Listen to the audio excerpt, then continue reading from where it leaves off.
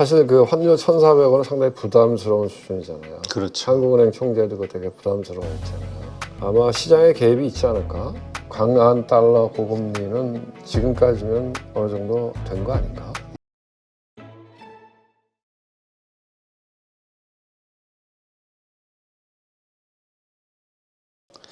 네, 오늘 모신 분은 국무원연금 자금운용단 전 단장이셨죠? 이창훈 단장님 모셨습니다. 어서 오세요. 네, 반갑습니다. 자, 이번에 이제 트럼프가 다시 대통령이 되면서 미국 증시는 뭐 다 불을 뿜었습니다. 네. 신고가 경신을 했고요. 일본 증시도 당선 확정되는 순간 좀 올랐었고 하여튼 뭐 나쁘지 않았어요. 근데 중국 그리고 이제 한국이 좀 빠지면서 이게 트럼프가 우리에게는 악재가 됐나 이런 생각이 좀 들더라고요. 그러니까 이제 그런 면도 좀 있는 것 같고요. 그 다음에 구조적으로 우리나라 시장이 취약하지 않나 이런 생각이 들고요.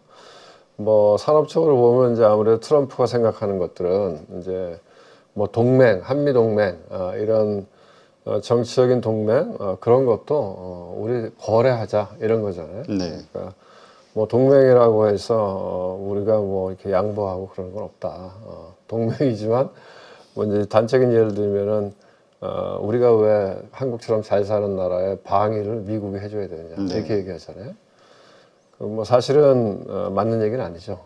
왜냐하면 미국의 필요성도 있는 거니까. 그렇죠. 중국이나 러시아 대륙을 견제하기 위해서 미국도 자기네 필요에 의해서 여기 주둔하는 부분이 분명히 있는 거죠. 그럼에도 불구하고 그런 얘기를 하고 방위비 분담을 한 10배를 더 해라 이렇게 얘기하니까 아무래도 이제 동맹이지만 앞으로 한국에 대해서 뭔가 뜯어갈 거 있으면 많이 뜯어가겠다 이런 거잖아요. 그러니까 이제 아무래도 저희 시장이 그런 부분에 부담을 느끼는 것 같고 트럼프 그 일기 때 그때도 보면 한미 FTA 다시 하자고 했잖아요. 네. 그래서 일부 저희가 수정을 해줬던 기억도 있고 그 다음에 이제 우리가 어제 시장을 보면 2차 전지 많이 빠졌잖아요. 그렇죠.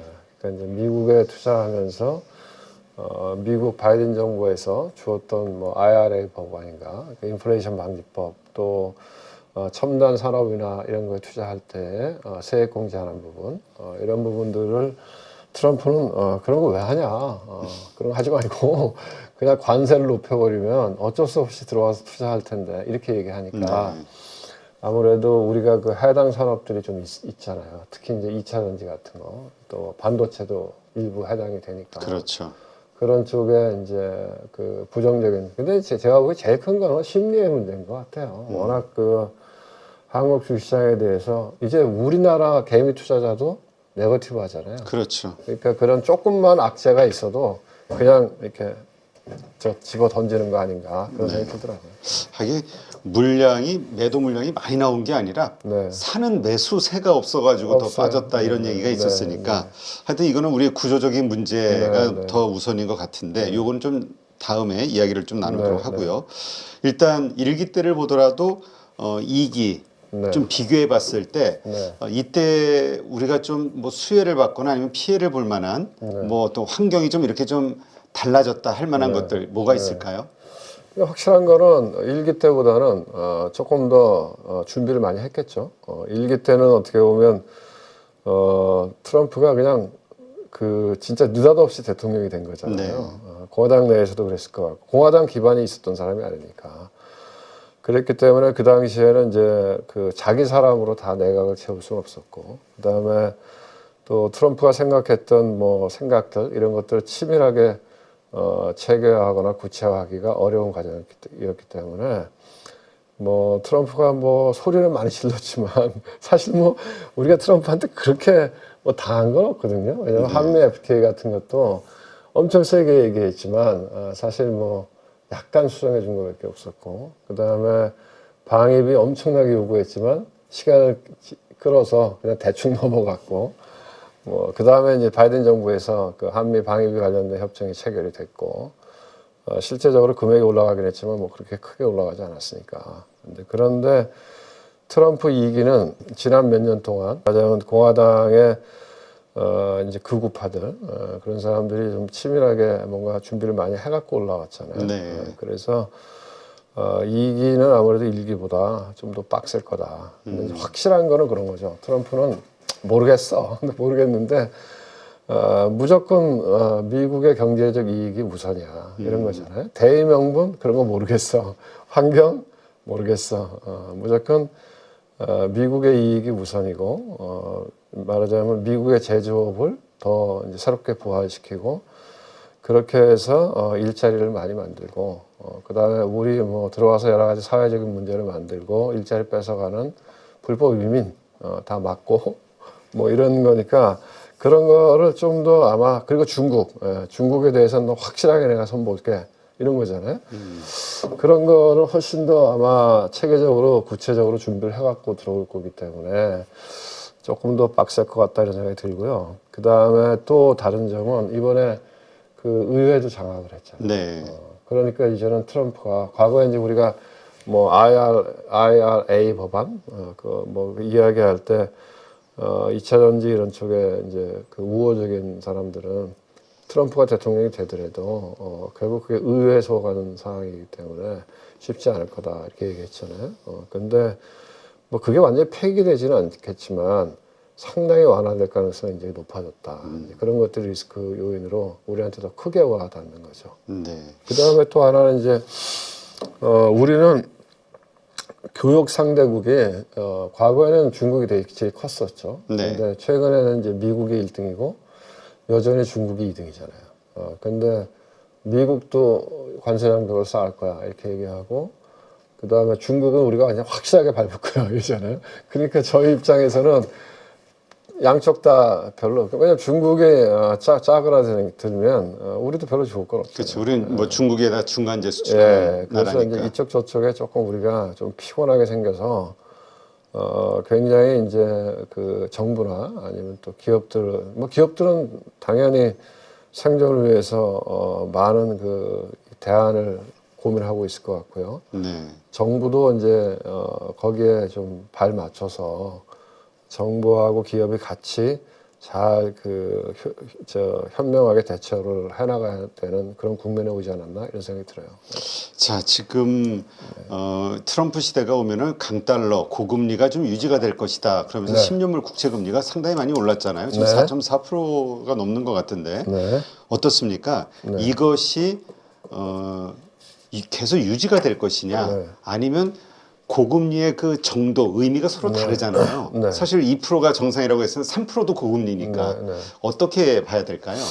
그러니까 근데 이제 저도 이렇게 뭐 이렇게 유튜브나 이런 걸 보면 다 강달러 고금리 얘기를 하는데 트럼프 속내는 그게 아닐 것 같다 저는 그렇게 생각하거든요. 왜냐면 트럼프가 일기 때 보면 그 맨날 파월 마지막에 그냥 자기가 임명했는데 막 자르고 싶어갖고 안 달라했잖아요. 금리 인하라고. 금리 인하라고. 사실 트럼프가 원하는 거는 어떻게 보면 트럼프는 철저하게 제가 보기엔 자본 편이에요. 네. 그래서 트럼프가 대통령이 되면 왜 주가가 오르느냐? 심플해요. 트럼프는 그냥 돈 있는 사람 편이에요. 돈 있는 사람 편이니까 자본 편이니까. 근데 이제 트럼프가 생각했던 건 그냥 돈 있는 사람이 돈 많이 벌면 좋은 거니까 계속 하는 얘기가 야 고금리 난 싫어 그런 얘기 했거든요. 네. 금리 낮춰 계속 그랬거든요. 그래서 근데 사실 미국 금리가 낮아지면 또 달러도 약해지는 게 맞잖아요. 그렇죠. 두 번째로는 미국의 제조업을 살리겠다 그러잖아요, 트럼프가. 네. 그래서 이번에 그 스윙 스웨이트에서 이긴 거잖아요. 펜실베니아나 러스트벨트라는 게 과거에 미국의 제조업이 부흥했던 지역인데 거기가 미국의 제조업 경쟁력을 잃으면서 거기 있는 노동자들이 일자리를 잃은 거잖아요. 원래 전통적으로 민주당이 강했던 지역인데 그 지역에서 트럼프가 내가 다시 한번 그 미국의 제조업을 부흥해서 여러분들 일자리를 만들 거야 이렇게 세게 얘기했기 때문에 이제 그 지역을 다 탈환한 거잖아요. 그럼 미국의 제조업을 살리려면 물론 미국이 국내에서도 물건을 팔긴 하지만 전 세계를 상대로 물건을 팔잖아요. 네. 뭐 애플의 아이폰 전 세계에 다 팔잖아요. 그러면은 강한 달러가 그 수출에 제조업 수출에는 불리하잖아요. 그래서 제가 보기에 트럼프 하면 강한 달러 고금리 의도는 아닌 것 같아요. 제가 보기에는 의도는 오히려 약한 달러와 저금리가 맞겠다. 그런데 이제 어떤 게 있냐면 결과적으로는 고금리가 될 거다 이런 거죠. 왜냐하면 트럼프가 얘기하는 건 뭐냐? 세금 깎아주겠다는 거잖아요. 그렇죠. 그다음에 하고 싶은 건 많아. 이것도 한다, 법인세 저것도 깎아준다. 한다, 다 얘기를 해요. 그러면은 그다음에 관세를 높여서 법인세 충당하면 된다. 근데 관세 갖고는 택도 없다는 거잖아요. 그렇죠. 그럼 결국은 국채를 많이 찍을 수밖에 없다. 그러면 국채를 많이 찍게 되면 자연스럽게 금리가 올라갈 거다. 그럼 그걸 반영해서 강한 달러가 될 거다. 이런 거죠. 그러니까 근데 저는 생각에 트럼프는 사실은 자기가 하고 싶은 거를 무슨 일이 있어도 하는 사람 아닌가요? 그렇죠. 남의 말도 안 듣고 그다음에 뭐 합리적이지도 않잖아요. 그래서 이 사람이 어느 순간에 야, 이 강한 달러 이거 우리한테 안 좋은 것 같아. 그다음에 금리도 이제 트럼프가 진짜 이게 트럼프는 진짜 자기의 이익을 가장 우선으로 하는 사람이잖아요. 네. 자기가 대통령 할 때는 그렇게 금리 낮추라 그러더니 대통령 선거 전에는 파월 보고 너 금리 낮추면 가만 안 놔둘 거야 이랬잖아요. 그런데 대통령이 되면 금리를 낮춰 이러겠죠. 그렇죠. 네. 그래서 뭐 이미 그리고 많이 반영했잖아요. 이미 달러는 많이 많이 올라왔죠. 강해졌고 그렇죠. 그다음에 금리도 장기 금리 쪽이 엄청 올라왔잖아요. 이미 시장에 선반영된 부분이 있고 네. 뭐 특히 이제 미국의 장기 금리 같은 경우에는 굉장히 많이 올라왔거든요. 그래서 앞에서도 제가 얘기했지만 트럼프가 이야기하는 미국 제조업의 부흥, 부활 그런 거하고는 강한 달러나 고금리는 서로 배치되는 개념이다. 그래서 뭐 이 부분은 저는 일반적인 그 견해하고 좀 다르게 갖고 있어요. 그래서 생각보다 강한 달러와 고금리가 향후에는 그렇게 진행되지는 않을 것 같다고 저는 생각해요.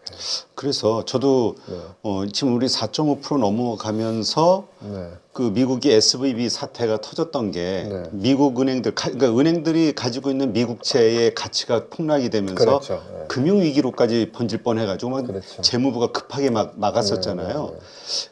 만약에 계속 오른다고 하면 그런 상황이 다시 벌어질 수밖에 없는 거 아닌가.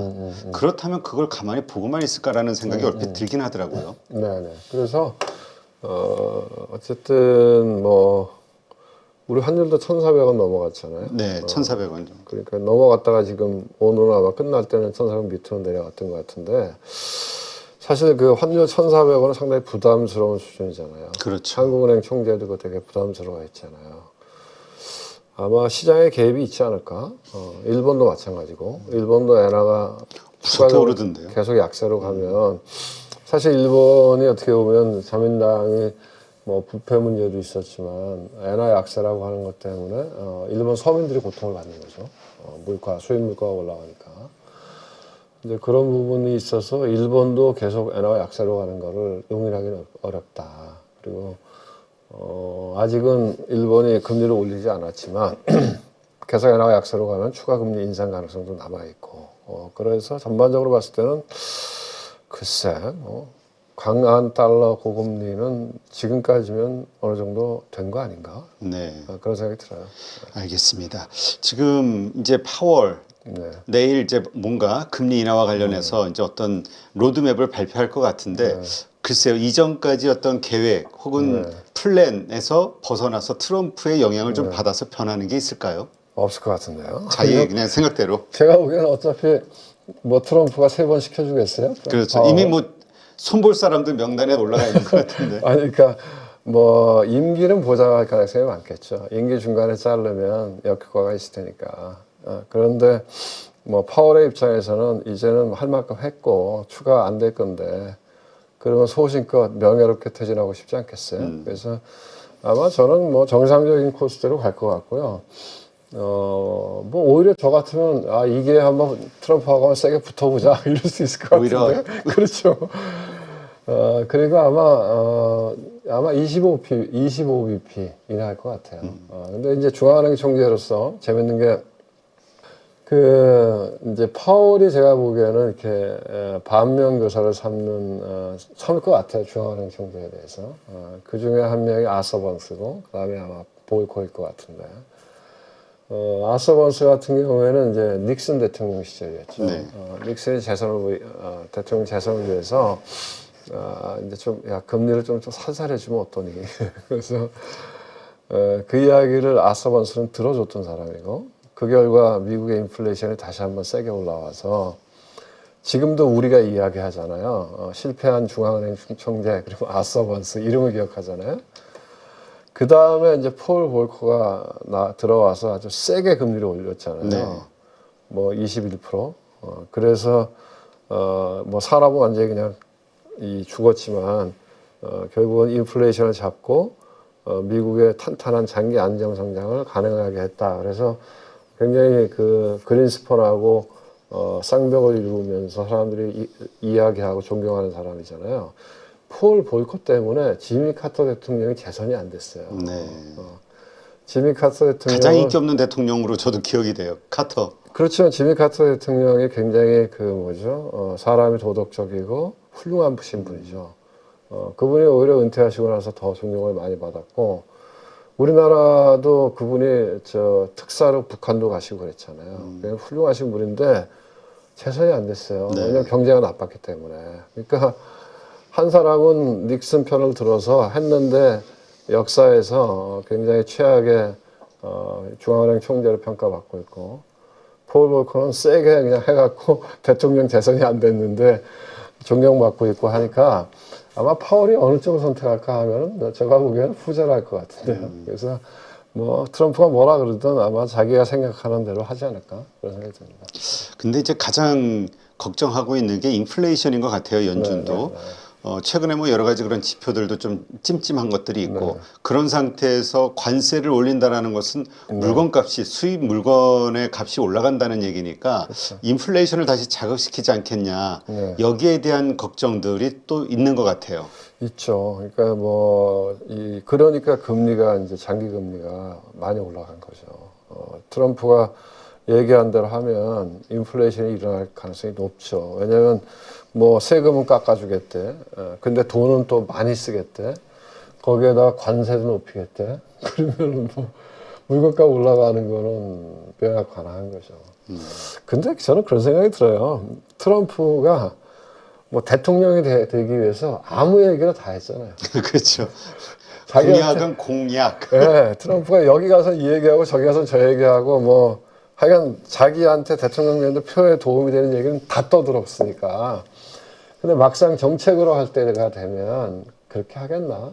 그리고 이제 트럼프 밑에도 트럼프와 코드가 맞는 이 스텝들이 들어올 거 아니야. 장관도 네. 들어오고 뭐 백악관의 비서실도 다 임명이 될 거고. 그럼 그 사람들도 바보는 아닌데 그 사람들이 뭐 미국의 서민이 고통받는 것들을 막 시행한다? 그러면 정치적인 기반이 약화될 텐데. 그래서 그렇게는 안 할 것 같아요. 막 말하는 대로까지는 안 할 것 같아요. 근데 네. 시장이 미리 그걸 너무 많이 반영한 부분이 있다 저는 해봐요.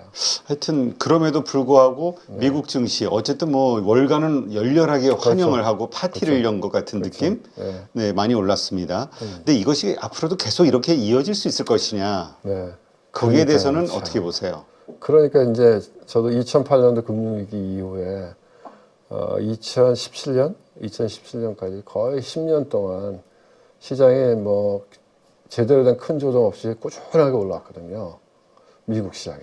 그 중간중간마다 한번 흔들릴 때마다 이제는 조정을 받으려나? 그럼 또 올라가더라고. 또 흔들리면 또 올라오고. 결국 마지막에 가서 금리 인상하고 그 다음에 미중 간의 갈등이 고조가 되면서 증시가 한 2018년도, 19년도 이렇게 조정을 받았거든요. 그 외에는 한 10년 동안 계속 올라왔어요. 네. 그래서 야 진짜 미국 증시는 불사조다 그런 생각이 들어요. 그래서 미국의 주식을 투자할 때는 웬만하면 올라가겠지 이렇게 롱 마인드를 갖고 투자를 해야 제가 보기엔 될 것 같고요. 다만 이제 흔들릴 수 있는 가능성들은 예를 들어서 뭐 몇 가지는 있을 수 있겠죠. 그러니까 다시 인플레이션이 심해진다. 네. 그러면 고금리로 가야 되잖아요.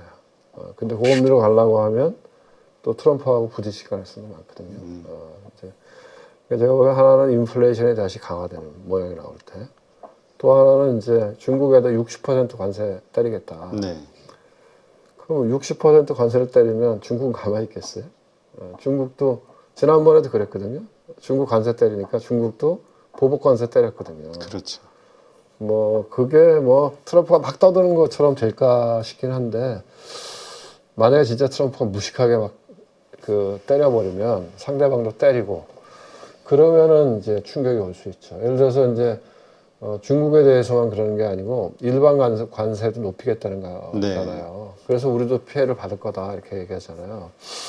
그럼 만약에 일반 관세를 높여. 그럼 우리나라 같은 나라는 뭐 어쩔 수 없죠. 우리는 뭐 이렇게 군사적으로도 미국의 도움을 받고 있으니까.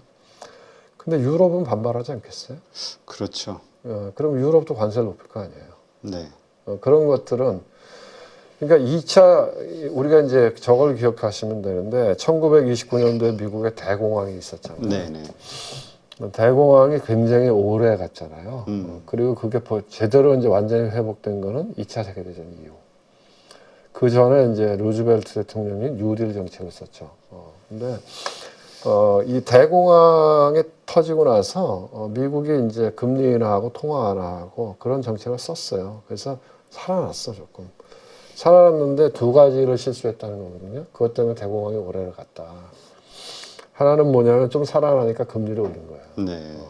그래서 다시 폭삭 내려갔어요. 또 하나는 뭐냐면 그때도 지금 트럼프하고 비슷한 얘기를 하는 국회의원들이 있었던 거야. 의원들이 야 이거 우리도 어려운데 우리 물건을 써야지 해서 관세 장벽을 높였어요. 네. 법안을 발의를 해서. 그러면 다른 나라는 가만히 있나요? 마찬가지로 관세 그렇죠. 장벽을 높였죠. 그러니까 현상이 뭐냐? 경제학 기본 교과서에 나오는 그렇죠. 거잖아요. 서로 전 세계 교역력이 떨어지니까 다 안 좋은 거죠. 그래서 뭐 그런 것들이 만약에 진짜로 뭐 생각하게 뭐 이렇게 합리적이지 않고 막 관세가 진짜 세게 관세 전쟁이 불러온다. 그러면은 뭐 전 세계 경제가 내려갈 가능성이 있죠. 진짜 얼마 전에 나온 그 뉴스 보니까 IMF에서도 네.